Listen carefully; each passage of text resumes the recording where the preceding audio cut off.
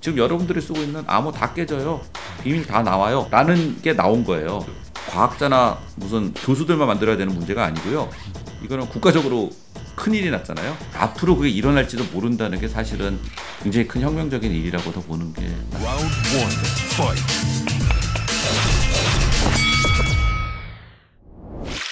안녕하세요, 박종훈의 경제한방입니다. 사실 저희가 몇 달 전에 이 앞으로 꼭 알아야 될 기술로 양자 컴퓨터를 한번 소개한 적이 있었는데 진짜 많은 분들이 아주 뜨거운 반응을 보이셨더라고요. 그래서 좀 더 자세히 양자 컴퓨터를 좀 알아보기 위해서 이번에는 성균관대 나노공학과 정현욱 교수님을 모셨습니다. 안녕하세요. 네, 안녕하세요. 정현욱입니다. 네, 양자 컴퓨터 많은 분들이 정말 관심을 갖고 계시더라고요. 일단 대단한 학문이다, 기술이다 이런 분들도 굉장히 많았고, 심지어 독자적으로 할 수는 없고 기술 협력도 필요해 보인다 이런 얘기도 하신 분들이 계셨는데요. 아직은 이해를 못하고 있다 이렇게 볼 수 있는 거겠죠, 우리 모두가? 이해를 못하고 있다라는 것도 맞고요. 이제 경험해 보지 못했다.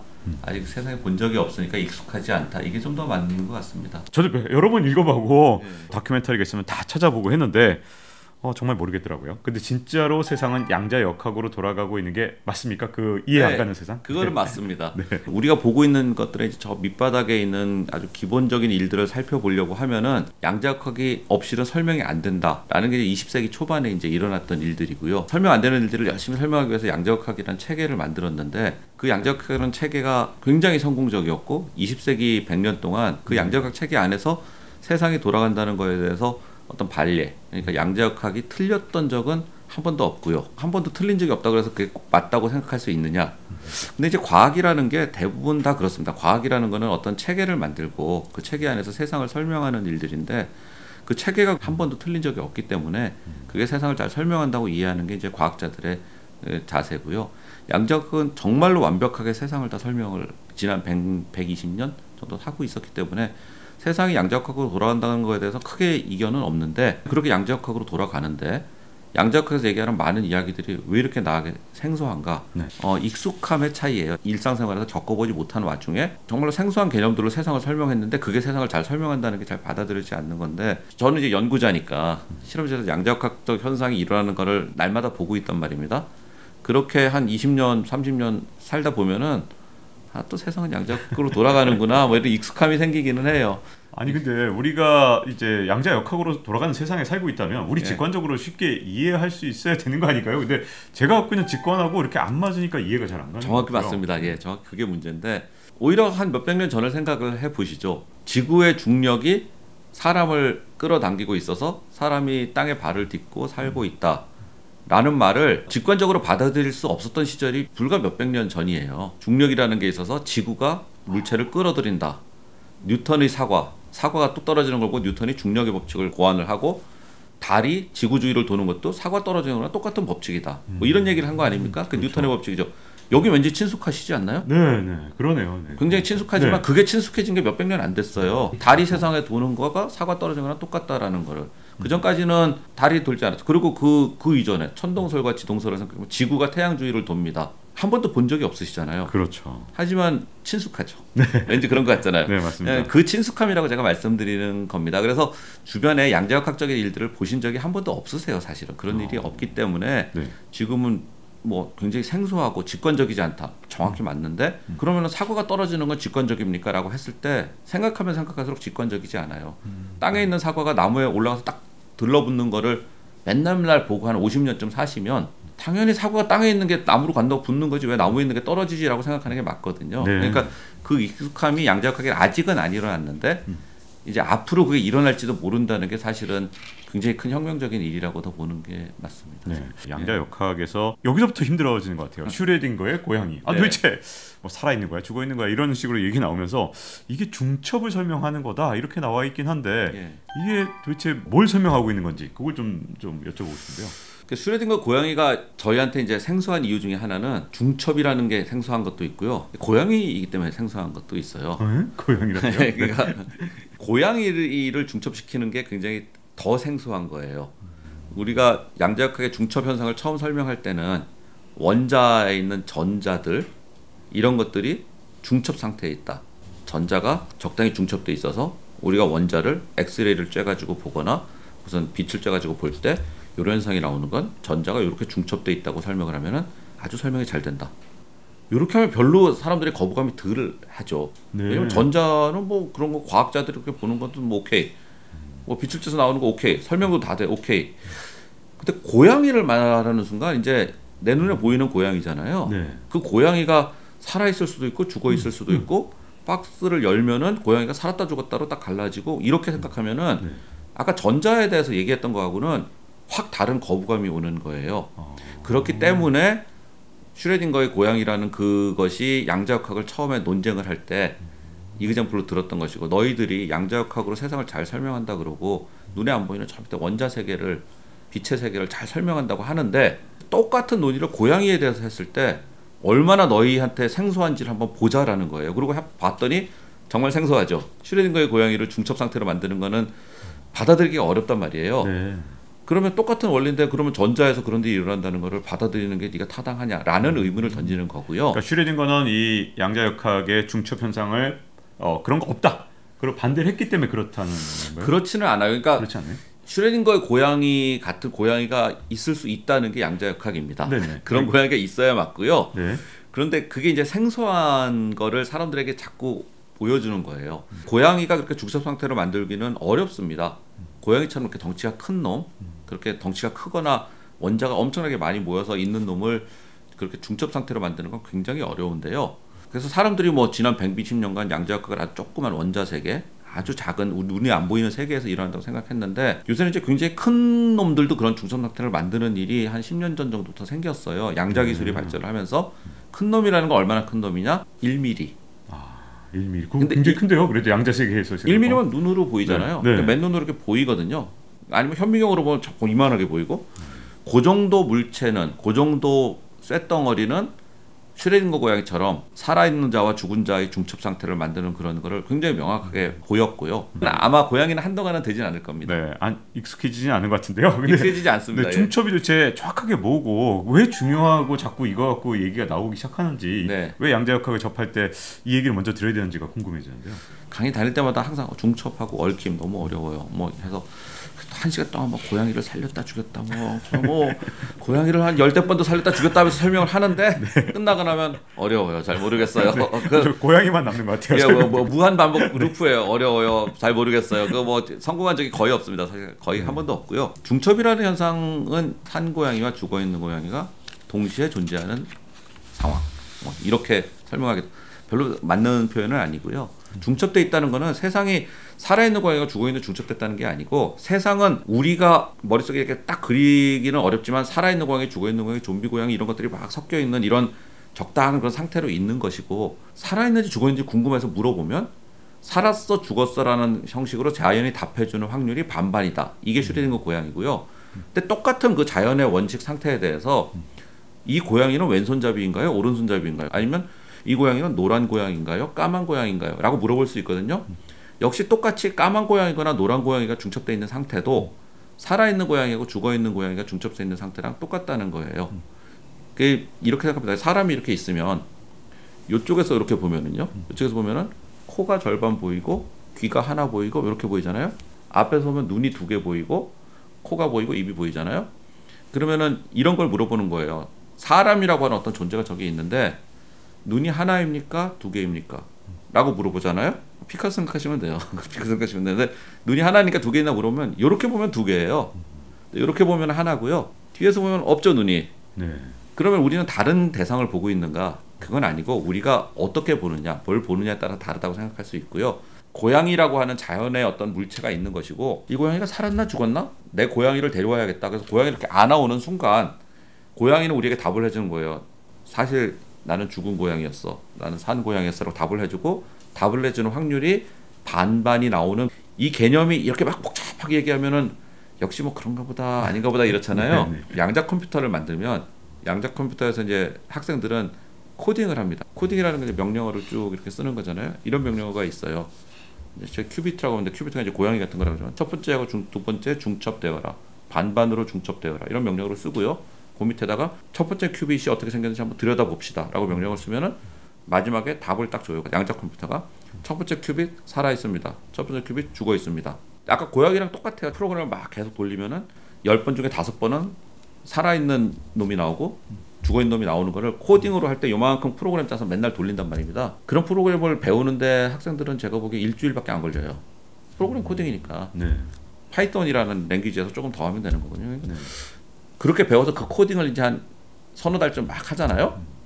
그럼 그 다음에 고양이라고 이렇게 비유를 든다고 생각을 하고, 야, 그 살아있는 고양이가 죽어있는 고양이가 중첩돼 있다는 건 네가 맨날 프로그램 짤 때 그 라인 CX01이라고 썼던 그 라인에 그 명령어를 고양이라고 한번 생각해봐 라고 하는 순간 머릿속에 뭐 그림이 쫙 펼쳐지는 거예요. 아, 이거구나 라는 거예요. 예를 들어서 미국 중부에 가면은 옥수수 밭이 지평선 끝까지 쫙 펼쳐져서 사방으로 산이 하나도 안 보여요 라고 얘기하면 뭐 그런가 보다 하지만 우리나라에서는 그런 데가 없거든요. 아무리 호남평야에 가서 본다고 하더라도 그런 그림을 그리기는 어렵거든요. 살아있는 고양이가 죽어있는 고양이에 해당하는 어떤 일들을 익숙하게 계속 보는 상황이 됐을 때 그걸 고양이에 한번 적용해보자 하면은 너무 자연스럽게 살아있는 고양이가 죽어있는 고양이가 머릿속으로 들어오는 거고, 그거는 이제 슈레딩거 시절에는 이미 그거를 잘 머릿속에 이미 개념을 갖고 있던 천재들이 나름 쉽게 설명하려고 고양이를 데려온 거였을 거예요. 하지만 더 받아들이기 어렵죠. 고양이는 그런 애가 아니니까. 네, 그렇죠. 뭐 그런 일이었던 것 같아요. 네. 네. 자, 이 중첩도 참 어려운데 이 심지어 아인슈타인도 받아들이지 못했다는 양자 얽힘. 네. 아니 이 지구에 있는 예를 들어 양자랑 저 뭐 이렇게 얽혀 있다는 게 네. 뭐 저 멀리 있어도 거리에 관계없이 얽혀 있다? 이런 네. 게 도대체 무슨 말인지조차를 잘 모르겠습니다. 무슨 원리인가요, 이건? 얽힘에 대해서는 정말 설명하기 어려워요. 지구하고 꼭 안드로메다가 나오죠? 꼭 지구하고 뭔가 제일 멀리 있는 것 같아요. 왜 항상 안드로메다가 나오죠? 그런데 네. 지구하고 안드로메다에 있는 뭐 두 개의 쌍둥이라든가 두 개의 고양이여도 좋고요. 뭐 두 물체가 얽혀 있다. 굉장히 떨어지는 두 개의 물체가 양자극적으로 얽혀 있다는 거는 두 개가 뗄래야 뗄 수 없는 관계에 있다는 것이고요. 과거에 어느 순간에 두 개가 연결이 되는 순간이 있는 거예요. 지구하고 안드로메다에 있다고 하면, 얽혀 있다고 하면 지구에 있는 고양이한테 살았니 죽었니 하고 물어보는 순간, 물어보기 전까지는 아까 말씀드린 대로 살아있는 고양이, 죽어있는 고양이, 노란 고양이, 까만 고양이가 다 섞여있는 이런 자연의 상태에 있는 건데, 어느 순간 우리가 박스를 열어서 물어볼 수 있잖아요. 고양이가 살아있어요. 그 고양이가 살아있는 걸 지구상에서 보는 순간 안드로메다에 있는 고양이는 그런 게 다 섞여있는 상태였다가 살아있는 고양이가 될 수밖에 없다고 우리가 알 수 있는 거죠. 그런데 아인슈타인이 그걸 왜 못 받아들였느냐? 여러 가지가 이유가 있는데, 세상에 어떤 것도 빛의 속도보다 빠를 수 없잖아요. 그렇죠.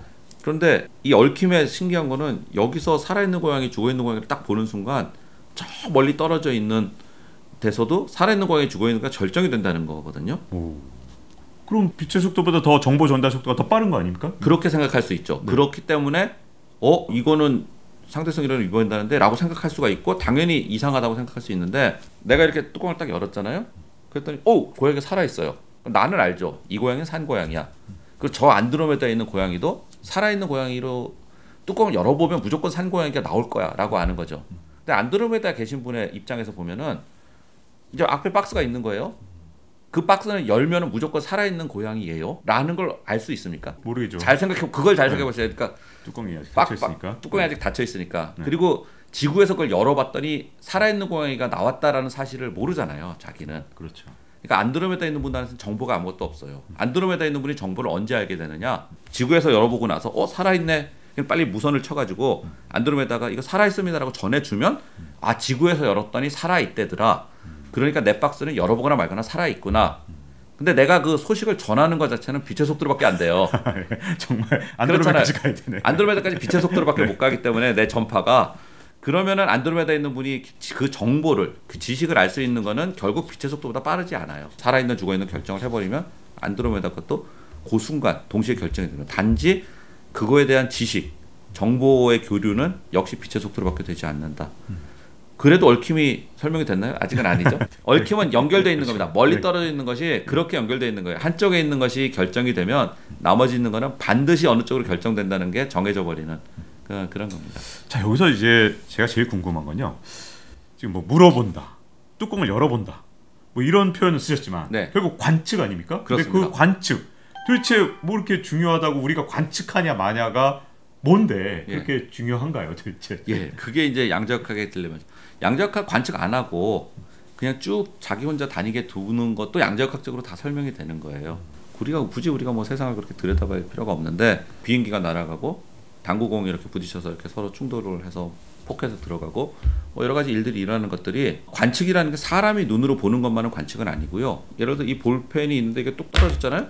이렇게 떨어지는 경우가 생기면은 책상이 볼펜을 관찰했다 이렇게 볼 수도 있는 거예요. 왜냐하면 이 책상 입장에서는 아무것도 없었는데 갑자기 위에서 뭐가 뚝 떨어져서 내 머리를 똥 쳤단 말이에요. 그럼 위에서 뭐가 떨어져 붙은 놈이 있구나. 근데 봤더니 볼펜이구나 라는 걸 책상의 입장에서 관찰을 했다고. 부딪히거나 뭐 뜨거운 걸 느끼거나 아니면은 커피가 보글보글 끓거나 하는 게 다 관측의 결과라고 저희가 보는 게 양자역학의 설명이에요. 그래서 그런 일이 일어난다고 치면 세상에 부딪히고 섞이고 서로를 이렇게 알게 되고 하는 일들은 사람 사이에도 일어나지만 돌 사이에도 일어나는 일이고 물과 돌도 일어나는 일이지 않습니까? 강바닥에 돌이 굴러가는 것도 물과 돌이 서로 관측을 한다라고 표현을 하는 거예요 지금. 그래서 그런 의미의 관측이라고 보시는 게 더 맞겠습니다. 좀 그건 좀 확 갑자기 이해가 가는데요. 이제 예. 관측이 왜 의미를 갖고 있는지 그건 좀 이해가 갔는데 이게 어떻게 양자 컴퓨터까지 연결이 되느냐. 예. 이 파인만 교수 이런 분들이 양자 컴퓨터를 네. 생각하셨던 그렇죠. 그 떠올렸던 그 방식이 도대체 뭔지 어떻게 해서 이런 거에서 컴퓨터가 갑자기 떠오르게 된 걸까요? 파인만이 양자 컴퓨터에서 얘기했다고 사람들이 이제 인용하는 그게 이제 80년대 초반에 있던 어떤 컨퍼런스예요. 양자 컴퓨터라는 거를 개념을 만들었다기보다는 이런 겁니다. 이미 20세기는 양자 역학이 세상을 설명하고 있던 시대였어요. 이미 과학자들은 세상을 설명하는 양자 역학 없이는 돌아가지 않는다는 걸 알고 있었고, 예를 들어 트랜지스터, 반도체 안에서 이렇게 전자가 흐르는 거, 이런 거를 설명하고 만들어내고 하려면 양자역학적으로 설명하지 않으면 안 되는 시절이 이미 70년대 이후 반도체 산업이 일어나면서부터 있었기 때문에 사람들이 이제 그거를 이론적으로 설명하고 싶을 때는 뭔가 계산을 막 해야 되고요. 그 다음에 이제 70년대, 80년대 지나면서 컴퓨터라는 게 정말 본격적으로 IBM 메인프레임 같은 게 나오면서 계산을 사람이 안 하고 기계가 계산을 하는데, 계산을 어떻게 하냐면요. 세상은 양자역학적으로 돌아가니까 그 양자역학적인 세상을 어떤 수식으로 바꾸고요. 그 수식을 우리 컴퓨터에 올려가지고 막 계산을 하는 겁니다. 근데 우리 컴퓨터 디지털 컴퓨터잖아요. 네. 디지털 컴퓨터에다가 양자역학적인 수식을 올리려면 또 여러 가지 이제 공식들로 바꿔야 돼요. 그래서 디지털 컴퓨터로 막 계산을 한 다음에 그거를 다시 그 결과를 양자역학적인 수식에서 해석을 하고 이런 일들을 반복을 하는데 효율이 좀 낮아요. 왜냐하면은 디지털 컴퓨터처럼 세상이 돌아가는, 세상은 디지털이 아니거든요. 세상은 양자역학이니까. 그래서 결국 그 모델링을 해서 계산하고 내려가고 하는 과정에서의 어떤 계산의 비효율, 낭비가 있다고 생각을 하면, 파인만의 생각은 이런 거였죠. 제가 그분의 생각을 읽어본다고 하면, 아니 세상이 양자역학으로 돌아가는데 계산기는 디지털이면 디지털로 계산해서 양자역학을 하려고 하니까 이렇게 힘들구나. 컴퓨터 자체가 양자역학적으로 돌아가면 그냥 바로 자연스럽게 계산이 될 텐데 라는 거고, 그러면 컴퓨터 자체를 양자역학적으로 좀 만들면 좋지 않겠냐. 뭐 어떻게 하는지 난 모르겠는데 일단 양자역학 원리로 돌아가는 컴퓨터가 있으면 세상을 계산하는데 굉장히 편하지 않겠니? 라는 거예요. 대표적인 것이 지금 우리가 생각하는 양자 컴퓨터 형태가 된 거예요. 네. 그러면 이 양자 컴퓨터 개발에 끼어든 건 한 1990년대인 것 같은데, 그러면 어떤 미래를 보고 이렇게 양자 컴퓨터에 이렇게 많은 기업들이 관심을 갖고? 학자들 입장에서는 양자 컴퓨터라는 게 있으면 세상이 좋겠다라는 거를 뭐 계속 얘기를 했었고, 그런 연구를 했었죠. 근데 이제 양자 컴퓨터 연구가 폭발적으로 늘어난 94년도에 이제 피터 쇼라는 분이 쇼 알고리즘이라는 양자 컴퓨터를 만약에 만들게 되면은 지금 세상에 쓰고 있는, 우리가 통상적으로 쓰고 있는 공개키 암호가 다 깨집니다. 네. 라는 알고리즘을 발표해요. 그게 94년이고요. 네. 바로 그 다음에 95년도에 아주 간단한 원자 시스템에서, 이온 시스템에서 기본적인 양자 오퍼레이션, 그러니까 양자 컴퓨터를 만들 수 있는 재료를 데모를 해요. 94년, 95년도에 그 일이 일어나면서 사람들이 진짜 양자 만들 수 있는 거야? 양자 컴퓨터 만들면 진짜 암호가 깨지는 거야? 라는 것이 나오면서, 그 전까지는 보세요. 자연은 양자역학적으로 돌아가는 거니 자연을 이렇게 이해하는 계산을 하려면 양자역학적으로 돌아가는 기계가 있으면 좋겠습니다. 너무 선비 같잖아요. 그런 말씀하시면 뭐 그래요. 대학 교수님들 하시고 연구자들 하시고 과학자들 하세요 라는 건데, 94년, 95년에 나온 메시지는 뭐냐면, 만약에 누가 양자 컴퓨터를 만들면 지금 여러분들이 쓰고 있는 암호 다 깨져요. 비밀 다 나와요. 라는 게 나온 거예요. 지금 여러분이 쓰고 있는 공인인증서 다 무력화돼요. 라는 시그널이 딱 나오는 순간은 이제 양자 컴퓨터를 과학자나 무슨 교수들만 만들어야 되는 문제가 아니고요. 이거는 국가적으로 큰일이 났잖아요. 그래서 이제 90년대 중반이 되면 양자 컴퓨터에 대해서 관심이 확 커지면서 양자 컴퓨터 만드는데 뭐 연구비에 투자도 일어나고 사람들도 몰려들고, 그 관련된 연구를 하던 사람들, 그러니까 양자역학적인 어떤 굉장히 다양한 연구를 하던 사람들이 내가 하는 연구의 주제나 나의 기술이 양자 컴퓨터로 적용될 수 있는가에 대한 진지한 고민을 하기 시작을 하죠. 그랬더니 갑자기 확 이제 분야가 커지고 기술이 올라가기 시작한 거예요. 그게 지금 25년쯤 지난 지금의 결실을 어느 정도 맺고 있다. 뭐 이렇게 생각하시는 게 맞겠습니다. 자, 이렇게 양자 컴퓨터의 기본적인 얘기를 나눠봤는데 다음 편에서는요. 좀 더 깊숙이 들어가서 과연 양자 컴퓨터 어디까지 와 있고 어떤 분야에서 더 성장할 수 있는지에 대해서 좀 더 집중적으로 알아보도록 하겠습니다. 자, 이제 마칠 시간이 됐고요. 잊지 말고 좋아요, 구독, 알림 설정해 주시면 또 다음 편에 찾아뵙도록 하겠습니다. 감사합니다. 감사합니다. 세상에 없던 기술이에요. 정말로 세상에 한 번도 존재하지 않았던, 그리고 완전히 파라다임이 다른 기술이기 때문에 양자역학적인 기술을 굉장히 진지하고 심각하게 도입하지 않으면 반도체가 작아지는 건 한계에 부딪힌다. 시장에 내놓고 가격표를 붙여서 어느 정도 사용료를 받고 쓰게 할 수 있거나 팔 수 있는 정도의 기술은 됐다. Round 1, fight.